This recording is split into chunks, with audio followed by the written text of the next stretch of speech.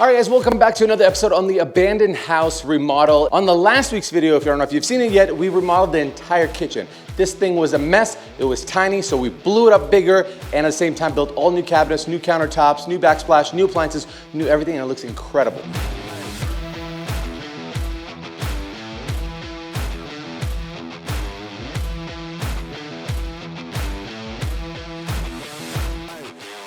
Today we make our way to the living room here. If you haven't seen the video when we did the electrical, we demoed all of the, well, basically this bench extended and there's a little corner cabinet. So there's not much here anyways.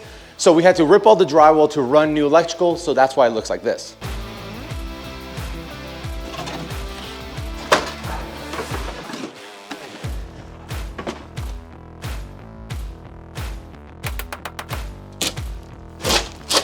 What is this?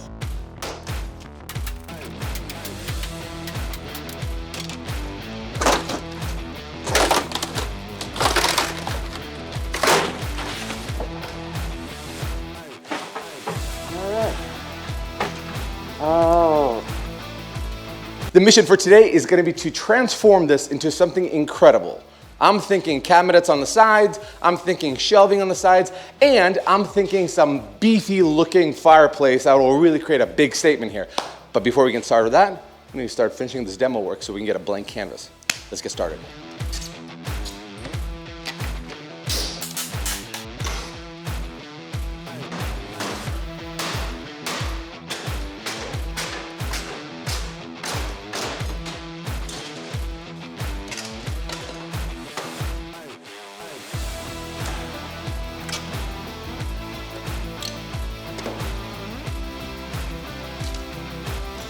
I don't know how this worked out, but this is a vine that grew through the house. From where, I can't tell. Oh, it's from these little corners right there. Isn't it wild how smart vines can be? They just can find their way through any small little place, and next thing you know, it's in your house. There's so many things in this house, Exhibit A, that blows my mind that the house never burned down. So this guy wanted to take an extension cord to that outlet, so he just spliced two of these. And this is, I think, 12-2 cable, maybe even 10-2. And he just spliced them together and put some electrical tape over it and called it a day. Just Friday. I was really hoping when we bought this house and we did a walkthrough and we pulled this carpet up, I was really hoping it's gonna be one of those HGTV situations where it's like, oh my gosh, these are real hardwood floors. In our scenario, it's these stupid floor tiles. And it looks like 60 years is how long the adhesive would last on these ones, because they're popping off a little too easy. Might put a mask on. I think you're a smart guy for this, Kyle.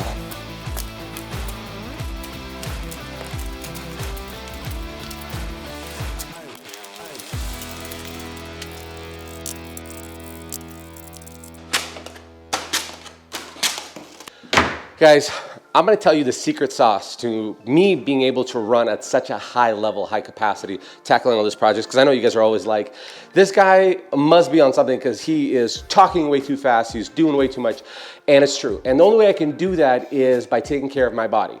I work out every single day, I do cold plunges every single day for both physical and mental health, but also I started meditating, and recently I started using therapy. And that's where I'm very excited to share the sponsors of today's video that we've partnered with many a times before, BetterHelp. Starting therapy can be very hard, to be honest with you. I remember reaching out to my friend to see who she uses for her therapist, and she's like, I'd love to recommend you, but they're not taking any new patients, and that could be very hard to take the next step. And then at the same time, finding a local therapist in your area is extremely difficult, not to mention a guy like myself, I don't like these face-to-face conversations, so that could be a little uncomfortable. BetterHelp connects you with a licensed therapist who's trained to listen and give unbiased advice. And with BetterHelp, you can have your sessions either video chat, phone call, text messaging, whatever's most comfortable for you. That's where BetterHelp comes in. BetterHelp can match you with one of 30,000 therapists in their network, which gives you access to a wide range of expertise that may be available in your area. To get started, you fill out a questionnaire to help assess your specific needs, and then you get matched with a therapist in most cases within 48 hours or less. You'll be able to schedule a therapy session at any time that's convenient for you. And if the therapist you've matched with doesn't feel like a right fit, which can be common when starting therapy, you can switch to a new therapist at no additional cost without stressing about insurance or who's in your network or anything like that. Look, many people, just like myself, spend countless amount of hours every week at the gym to try to take care of their body with the hopes it can help their mind. So why not give your mind the same level of attention? Over 4 million people have started using BetterHelp to live a happier, healthier life. And the great thing about it is you can too. So if you think that you might benefit from BetterHelp, head to betterhelp.com/Mr. Build It, or simply just click the link in the description below. Clicking that link not only helps support this channel, but you will also receive 10% off your first month of BetterHelp, so you can start connecting with a therapist and see if you might benefit from it. Thank you, BetterHelp, for help support this channel, supporting me and my brain. Now, let's get back to remodeling this fireplace. This stone, the nice thing is this is just a face veneer, meaning it's just the face of the actual brick of stone, so it's just a decorative stone. We're gonna need to pop that off because we're gonna bring a different one, and there's almost an impossible way of matching this 60-year-old stuff. Hopefully it breaks off pretty easy. The fire retardant brick is inside, so it won't, fingers crossed, it won't get damaged, but we'll try to go smooth and slow and not make more problems for ourselves. All right, this might be a lot easier than I thought. Hold on a second. Look at all this wiggle room.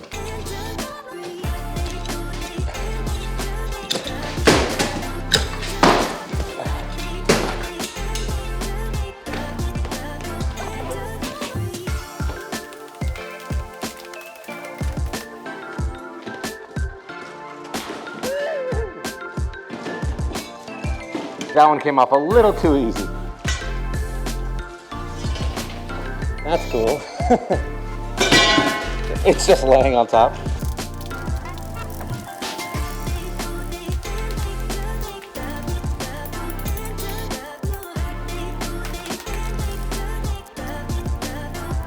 So this is a gas fireplace, not the ones that you can just put wood, but it's also, it doesn't have a glass cover to it as traditional modern day ones have. The interesting part is he's got mortar on the base of this thing here. So, well, I was gonna say I could possibly put some rocks in there, but I have to create a little ledger.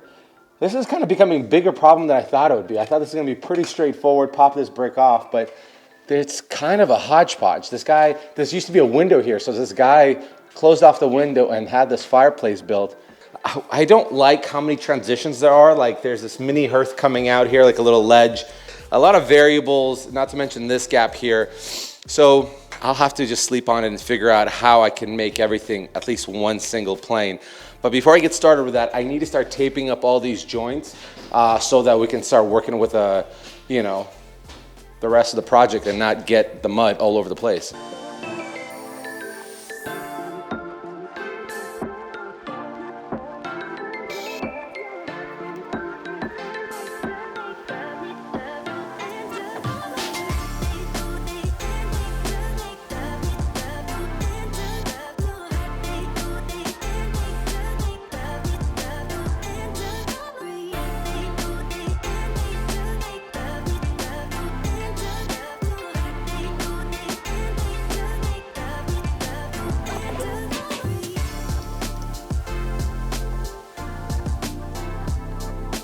So since I just got done with the kitchen and all the mudding there, the thing that I took away from it is to get a cleaner and faster, actually, I think, application of mud, thin it out. So it actually glides a lot easier as opposed to being chunkier and dry, so you're having to scrape it on there. And also, when taping, use that corner of the trowel, or the drywall knife here, so you just get it loaded up right in the corner like this, and then go at an angle, so it spreads so much quicker, especially when it's diluted to the right consistency. Looking good, looking really good. All right, so here's the thing. I'm gonna have cabinets here. And because I just built 19 or 20 cabinets in the kitchen, I need a break from it. I don't wanna do that. So I went down to Home Depot and I bought some cabinets that'll go on the sides here. Saves me a lot of time. So these are Home Depot birch raw cabinets. So there's red oak that have the grain in there, which nobody wants anymore. And then there's birch, which is nice because we can give it a beautiful stain or we can paint them. It's up to us. Now there's a downfall, and I'm gonna tell you what the downfall is. It has something to do with the fact that I can actually carry this by myself. So they are, 36 inches tall, 36 inches wide, 34 inches tall, classic dimensions. Home Depot for these are $150 a piece. I think maybe even 140. And the front of them look great, and to be honest with you, if I was to build them, I'd probably build them for $100 more than what I bought them for together. When I was strapping them down, and this is why they're so inexpensive, my strap broke the back of it. And what is the back made out of? Good old little old porous particle board. So I'm gonna have to figure out how to fix that. Fortunately, it's not on the front, on the face frame, but that just goes to show what you're saving money on. Personally, I think if it's something like this, where it's just like a TV area, they'll probably have board games inside, you know, DVD players, PlayStation consoles. It's fine.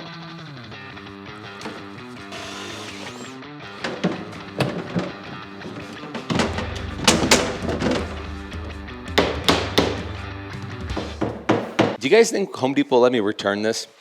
I mean, the box says lifetime warranty, but it was my fault using the ratchet straps. But then again, they didn't have anything covered here, so how could you know not to compress it? It doesn't say like delicate, don't press hard.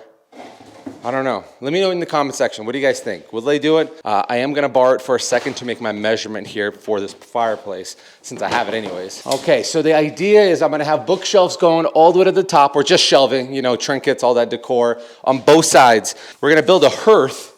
That's the part that's in front of the fireplace. Oh, it's almost just shy of 8 feet. The idea will be stone going all the way to the top, bookshelves there, and then this hearth coming out with, I don't know, maybe tile? I don't know exactly what to do when it's open like this, but maybe tile's the way to go. So in the meantime, I need to go get some 2x4s and start kind of building my framing for this hearth so we can get ready for stone. Bless the good folks at Home Depot. I was fully transparent with them, told her what had happened. She goes, no problem. It's got a lifetime warranty on it. Should have been the manufacturer's fault for not putting plastic, you know, styrofoam on there or anything like that. So got a brand new cabinet, don't have to fix anything, throw this thing on, start building on a hearth. It's a good day.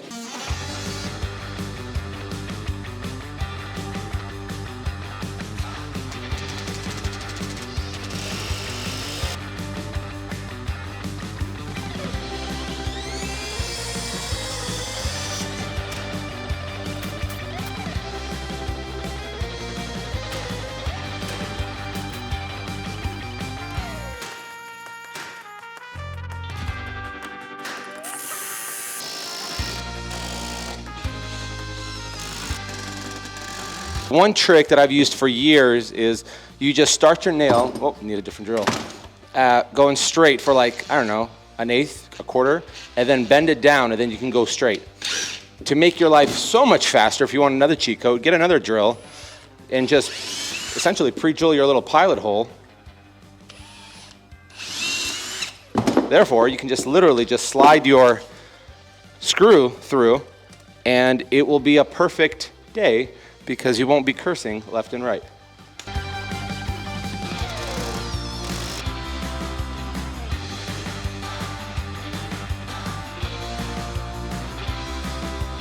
Nice strong hearth here, nice and big too, so you can actually sit on it. I like the way it turned out. We're gonna wrap it with all the goodies before the stone can come in, but before we get started on that, we need to establish our kind of side to sides, and to make it easier, I'm gonna start just building my shelves right here, right now. So I'll need 2 of them. They'll be 53 inches tall. So let's just start working on our shelves and figure the rest out later.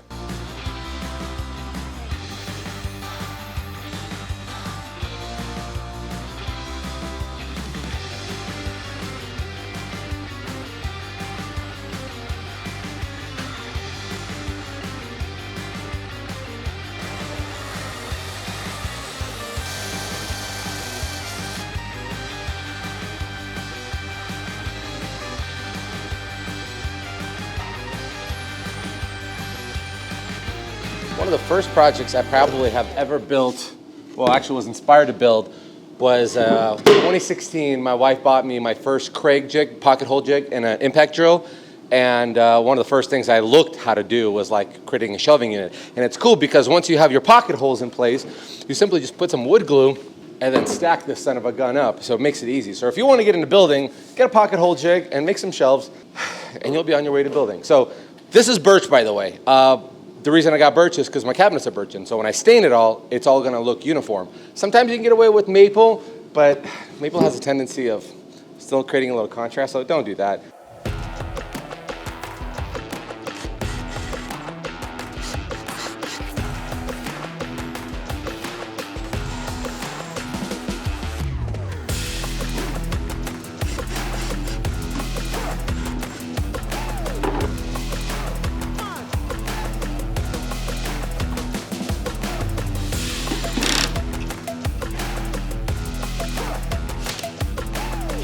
Welcome to another segment. Is Alex gonna break his back? Only one way to find out. Oh, shoot. That's not good. Ugh. Oh boy. Stay. Don't fall on me now. This is roughly the spacing of that countertops that we'll have in here. They're 1.25 inches. This is 3/4 inch, so more than enough of a gap. Hey, that's not that bad, huh?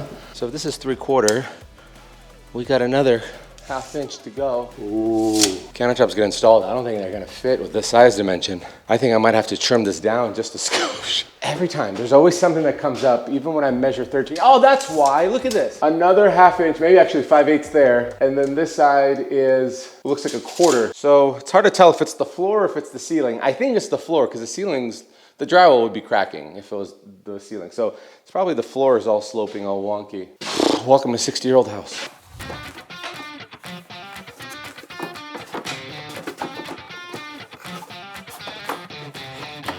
This looks so beautiful. I mean, it looks like a classic Christmas movie kind of fireplace with the red brick and this big columns here and this big hearth. So for wrapping this hearth, we don't have to overkill it. So I'm gonna have granite countertops for the tops and the bottom here.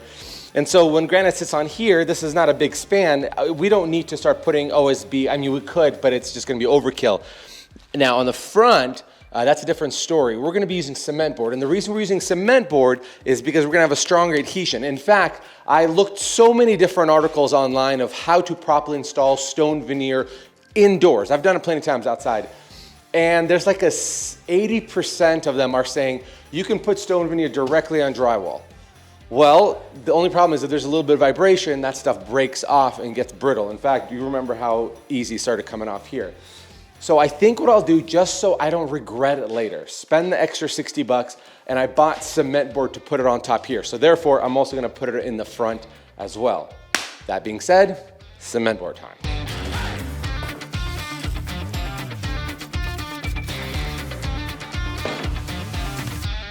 Oh! I haven't got cement board in a long time. I was treating it like drywall. Hopefully it would break off. I still think it could do that. I just karate chopped it with my elbow. All right, well, I'm gonna got a bunch of small pieces to put on. All right, that was about maybe 7 scorches over. Hopefully that's enough to do the trick.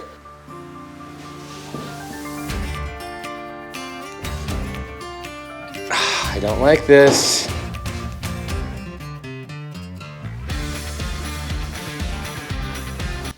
No, let's be safe. I'm gonna use my angle grinder. Look what I found. I forgot that I have this in my arsenal. So this is a little chop off cutting wheel. Nice cute little 3-incher. And this one has for the blade set for tile and fiber cement. And guess what we got? We got fiber cement.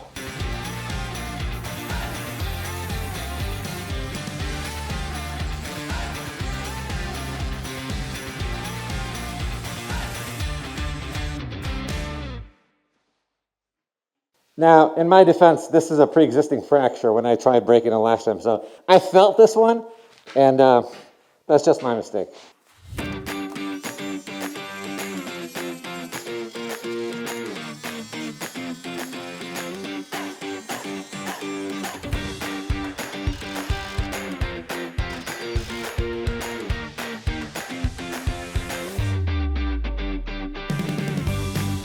All right. I feel like I keep running into one speed bump after another. So like I mentioned earlier, the stone issue here. So the way he had it done is the fireplace brick is laid in place. It's a gas fireplace, keep that in mind, not that much heat. And he had like a veneer going over where these bricks stopped. So they're actually recessed in here and then a little bit more on the outside. It's done so poorly. So I thought, no problem, I could find this brick. Went down to Lowe's, they don't have it. Went down to Home Depot, they don't have it. Then I went to my local masonry place that I buy all my stone from, and I'm like, no problem, they're gonna have it. Wrong, they don't have it. They have a similar size, but they don't have the etching, and not to mention it's a different kind of red. So regardless, it's gonna stand out. I'm thinking about what to do here, and I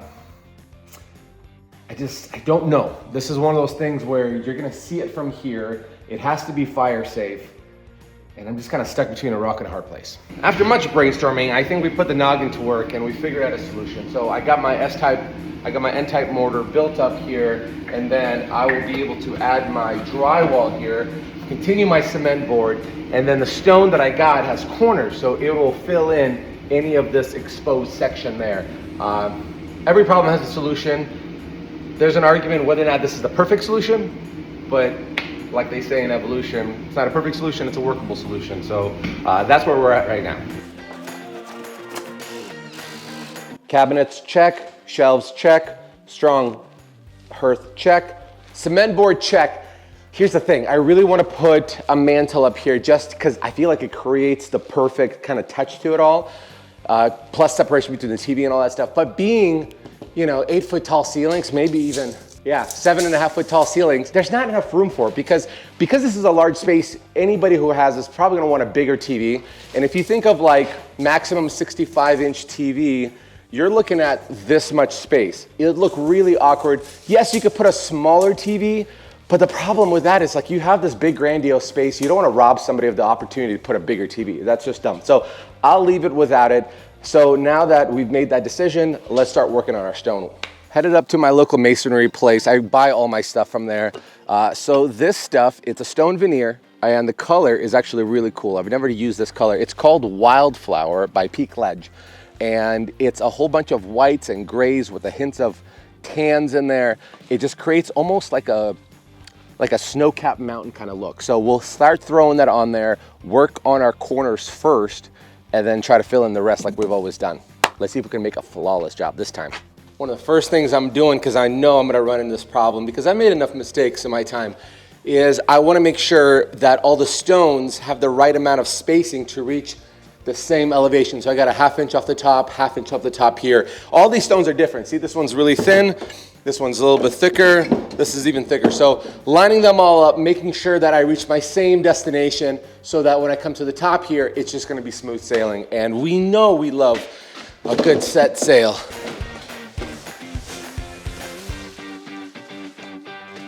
Got our S-type mortar here. Let's hoe it up.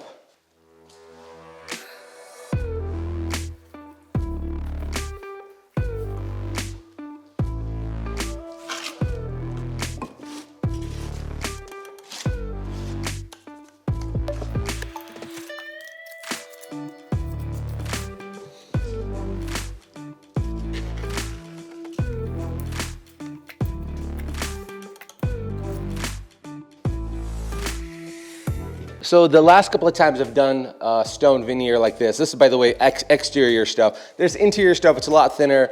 And when it's interior stuff, you treat it like backsplash. You just put your thin set on or tile adhesive and you can work your way up. With this kind of stone, it's a little bit different story because you have to put tar paper, then the metal galvanized lath, which is like chicken wire, and then you do a scratch coat, and then you apply your S-type mortar. But this is interior, and this is going on already cement board. So I'm kind of treating this as my scratch coat so that where the adhesion's gonna happen. I'm applying it the same way I apply to exteriorly. You gotta put like about 1 inch thick, scrape the edges, press it in, get all the water out. Except for, I'm back buttering this section just to make sure none of that moisture gets escaped, so I get kind of double coverage. I don't know if I'm wrong 100%. I'm probably 90% sure this is the way to do it. But I know I got professional masonry guys that follow me, so I'd love to hear a comment down below. Let me know, is this the appropriate way to apply it using exterior veneer? And if it's not, be nice.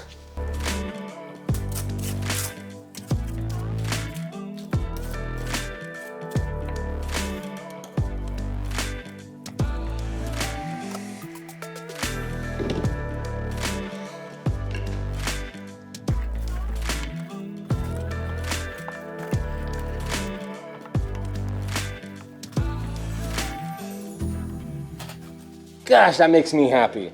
This is beautiful. Now, I am having troubles with this because when I did my fireplace outside, if you haven't seen my video from last summer, the stone that I picked was actually really convenient because it had all these little patterns, but they all came in the same exact 5-inch grid, so you could just start slapping them. You can't slap these because they are all different sizes. there's probably, I want to say 5 different sizes, and they'll vary within like a 1/4 inch of each other. So that's the frustrating part, because you're keeping going back into your big pallet of stone, try to find the match, bring it back here. That's annoying. But after a while, you step back and you're like, damn, it's kind of worth it.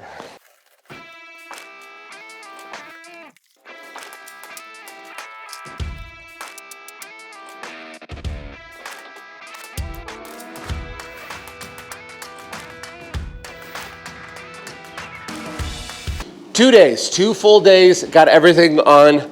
It's looking wonderful. I couldn't be more happier. In fact, I went with a thicker stone down the middle, so it gives it this illusion of like a mantle without actually having a mantle. Now, the next thing is we have these big voids here, and that's just the type of stone that we're using, so we're gonna have to grout it. And with grout, the guys at the masonry said, you're using the same S-type mortar, except it's a colored. So this one is a white mortar. You can use a gray, or you get a white one and just add pigment to it to create, whatever kind of shade you want. I think white's gonna look phenomenal. It's gonna bring in some of these lighter spots, because I do want it to pop out a little bit of that. So I'm gonna mix it up to the thickness of a little bit lighter than, or a little bit thinner than peanut butter, and then it should work.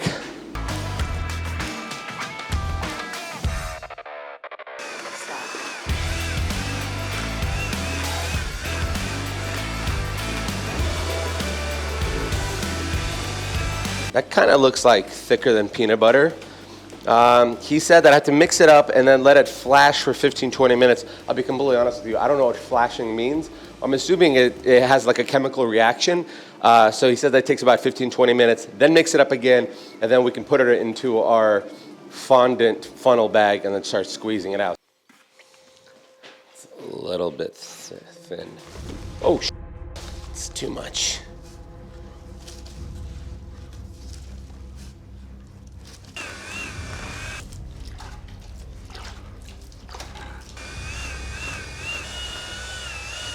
This is deceiving, because this is supposed to be, what the hell? Did I take the wrong? I was gonna say, this looks like it's gray, not white. Did I mix the wrong? Oh, when I added more, I added the gray mortar. Oh, that's going all to waste. Welcome to my life.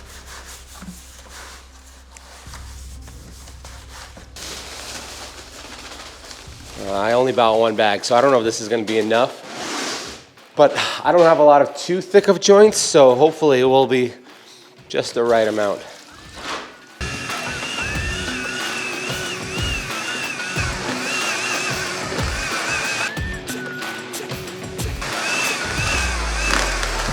This still looks deceiving. It's great. I'm assuming once it cures and dries, it turns white. So the guys also said, don't go crazy and be a hero, try to fill up the entire bag. Go smaller, and you can cut to this nipple here as much as you need to, as long as you don't get rid of all of the blue. Yeah, we're gonna need to do a little bit of trimming here. Yeah, a little trim will do. I feel like it's not thin enough yet.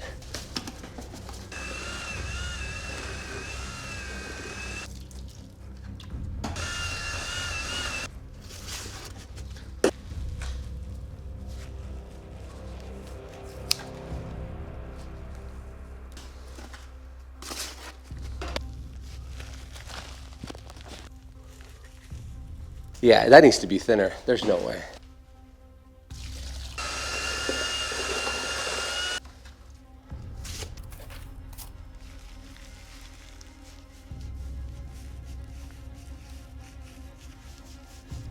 There we go.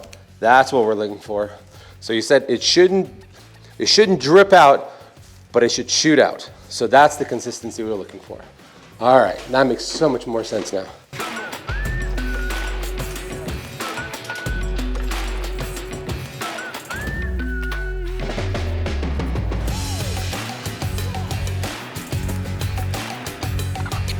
I think it's only appropriate after this we bake ourselves a cake and use some fondant to make a cake version of this fireplace.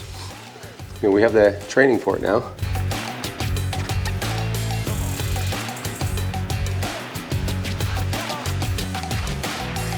For the first time I've ever doing this, it's actually not bad at all. And to a degree, this grout, which we'll see how it turns out later, is kind of fun because you're filling in all the imperfections. So Everything's kind of starting to come together. Everything that I was looking at, I was like, I don't like how that stone looks there. That was a bad stone combination. Maybe it's a little crooked. But this just kind of erases it all. So this is the fun part, folks. That's where it kicks in. I also do regret cutting off so much of a tip here. Maybe thinning this stuff out more, just because you'll be able to get in deeper crevices. Versus later, I'll have to shove it all in. These guys weren't kidding. This does get a workout on your arm. So that looks good. So we got to get our screeding tool. So this is a 3/16. The guy said that should be good for stuff that's not too thick.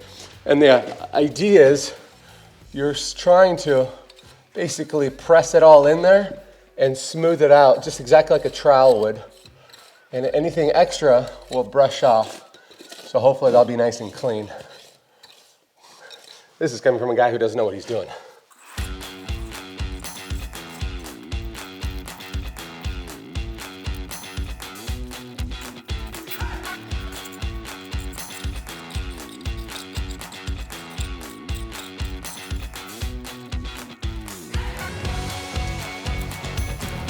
It's looking really good. I think I miscalculated the idea that just filling in the deeper holes or the wider holes, you almost have to commit to either putting grout on or not, because it kind of almost a little bit becomes a little bit more incomplete as opposed to stuff that's already fully grouted. It looks full and intentional. So I think what I'll do is I'll go to my next step while this grout is still drying using my metal brush that the guys told me to use, and then brush off any of the stained grout that'll get on the stone. And then I'll go back with my remaining grout to fill in all the rest of the stuff so it actually looks fuller, complete, and put together. And then we'll start getting ready to get the stain on our cabinets, because that's gonna look friggin' phenomenal. Oh, right in the eye. It felt grout right in the eye. Oh, it's in there. It's in there deep. Feel all the dust, all the sand. Oh, there we go. I don't know if they tell you to wear glasses when you work with mortar, but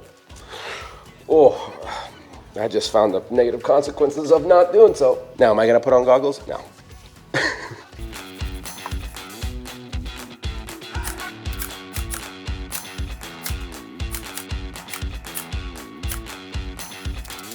Okay.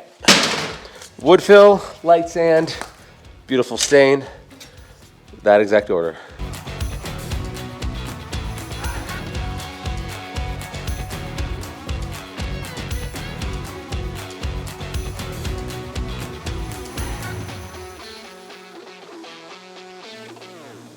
Stain's gonna get a little tricky here. The color is an approved color by Irina. It's weathered oak by Minwax. Here's a little problem. This is birch, this is poplar, because I couldn't find birch 1x2 at Home Depot. This is birch, but it's like a red tint. It almost looks like it's an oak, but it's not. So I'm assuming it's gonna be shade variance. Second issue is she wanted like that brownish oaky kind of look. We'll find out if this gives it, because this has more of a grayish hue, but sometimes with pinkish pigment like this, it could make it go brown. We don't know. So this is part of the excitement here.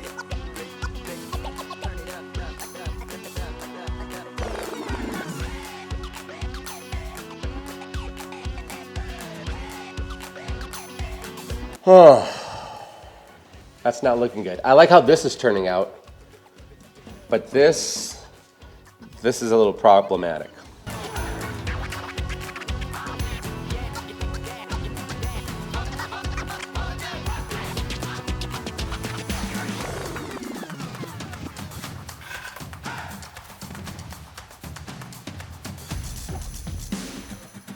Okay, very happy with how the shelves are looking. Perfect stain. I think Irina is gonna pat me on the back.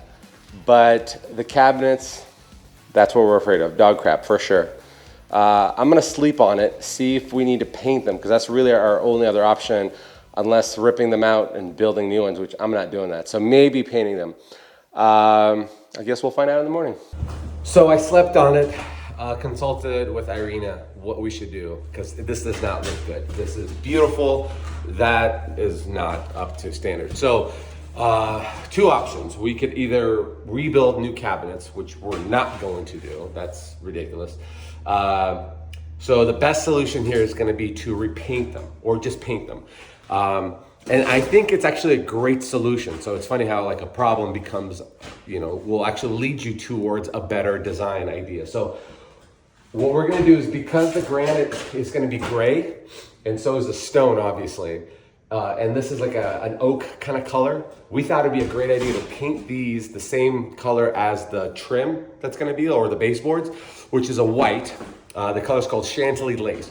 We use it in our personal home. We're gonna use it on this entire home. We use it in the kitchen in this house. So I'm gonna put some primer down. I'm gonna put some paint down. And I think once it all dries, it's gonna look phenomenal, because today the granite shows up. So we'll get to button this whole thing together and see how awesome it looks.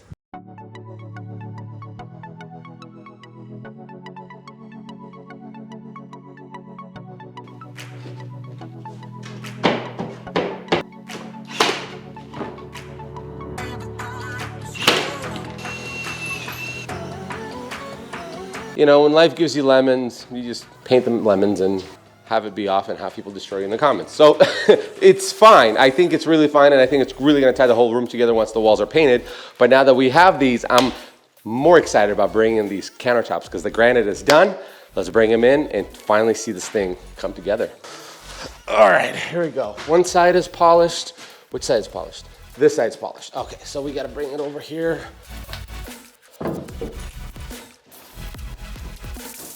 Oh, that is a perfect fit. Come on. This is not good.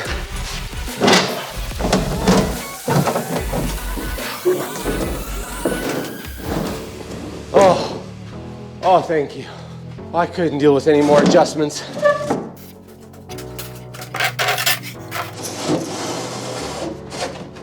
Oh, that's gorgeous. Now, we gotta bring the big boy.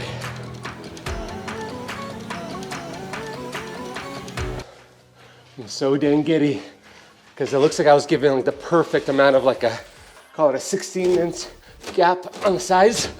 Let's see if it fits this little notches. Oh.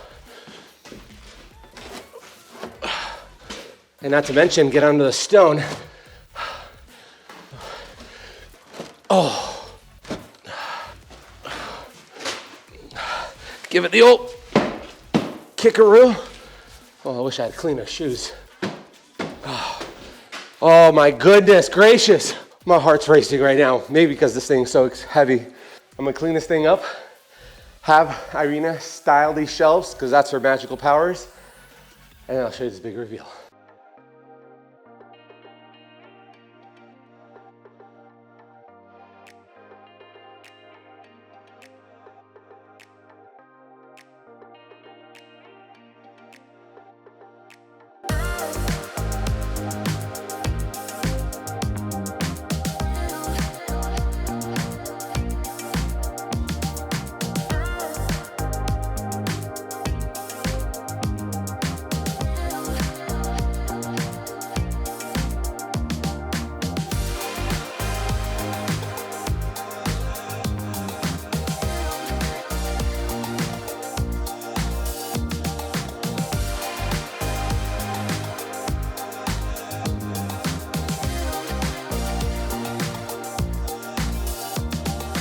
All right, let's talk about the budget breakdown for this fireplace remodel. The cabinets from Home Depot were $300. To build the hearth, it was $80. For the shelves and all the materials for it was $350. For the stone veneer, it was $560. And for the granite quartz countertops, it was $860, making this grand total $2,150. Hey guys, thanks so much for watching this video. Make sure you tune in next week's video where we start tackling this tiny, hideous, creepy corner that's at our entrance, and we're gonna make it an incredible looking, welcoming mudroom. In the meantime, here's a video you might enjoy.